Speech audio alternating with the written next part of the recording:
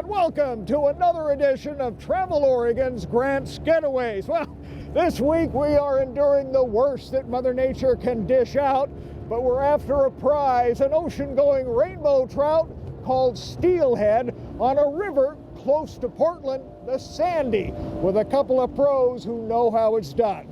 Stay right there. A fishing trip on the Sandy River with Jack Glass starts with a boat ride that's fast and certain.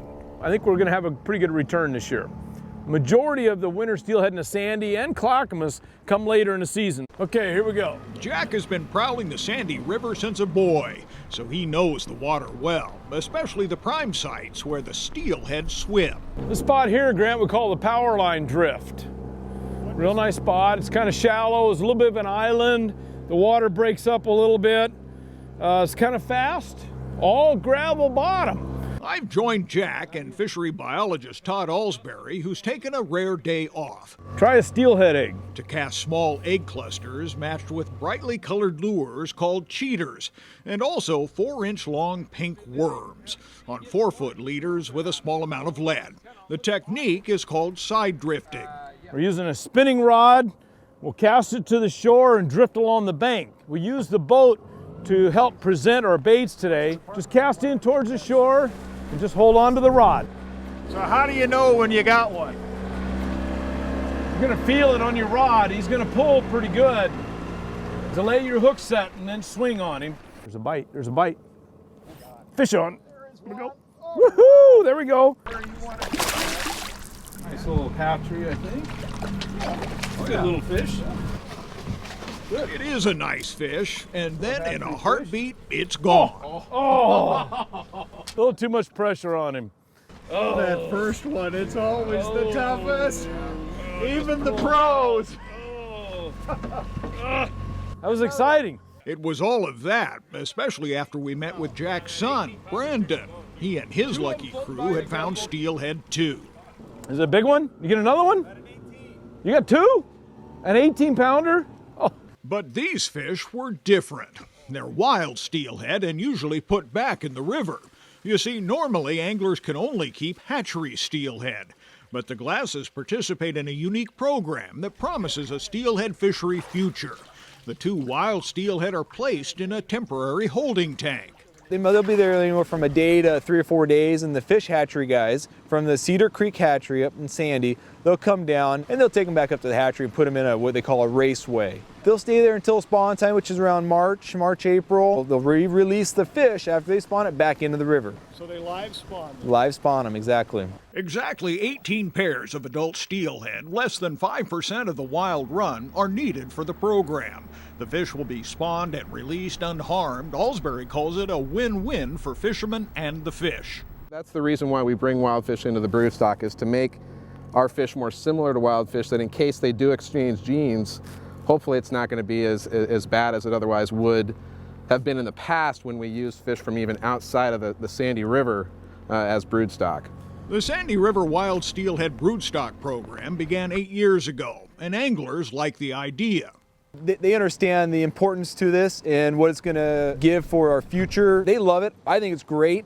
We get to take a nice picture of the fish. We get to know that we're doing something for the river system, and it's all good. So is this. Fish on, there you go. Jeez, you guys are hot. Oh, that's a dandy. Oh, I just saw it. Todd's hooked a hatchery steelhead on his favorite pink worm. Nice hatchery fish, Todd. Absolutely, we do get steelhead year-round. He's a little slender, but he's clipped. Still good eating quality. Glass fishes throughout the lower 14 miles of the Sandy River and says the river offers great bank access, especially at nearby parklands like Dabney State Park and Oxbow Regional Park, and even further upriver, especially since the recent removal of a century-old dam called Marmot. Boaters should practice good sportsmanship and allow bank anglers plenty of elbow room. How do you know when the river is primed to fish? I watched the freezing level at Mount Hood. If it's 4,000 feet and higher, say 5,000 or 6,000, 7,000 feet and raining all day, the river's gonna blow out.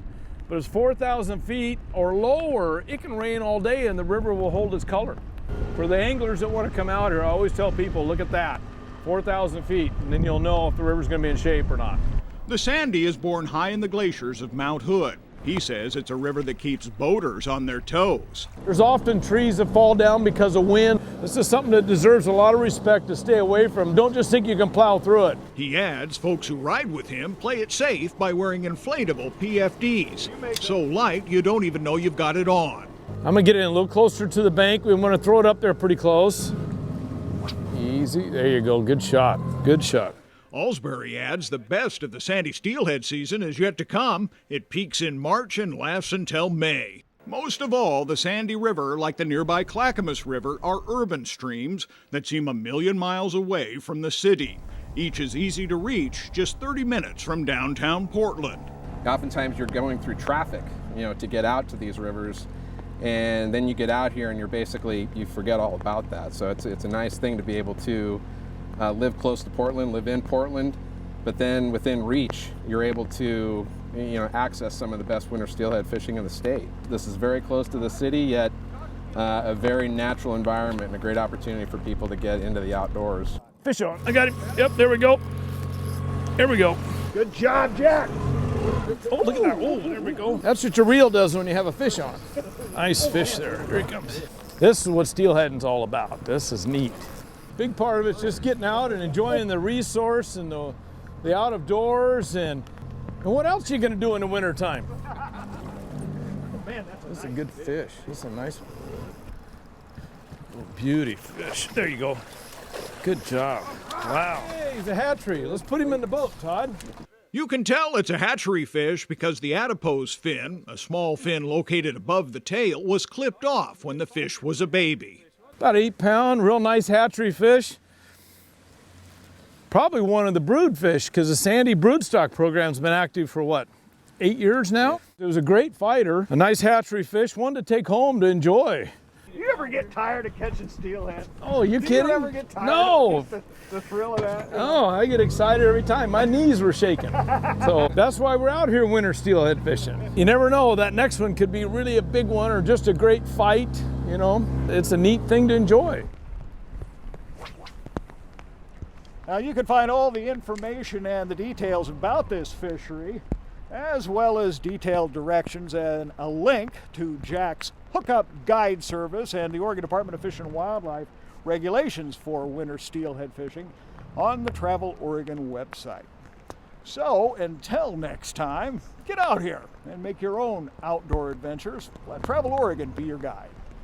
For Travel Oregon, I'm Grant McCollum.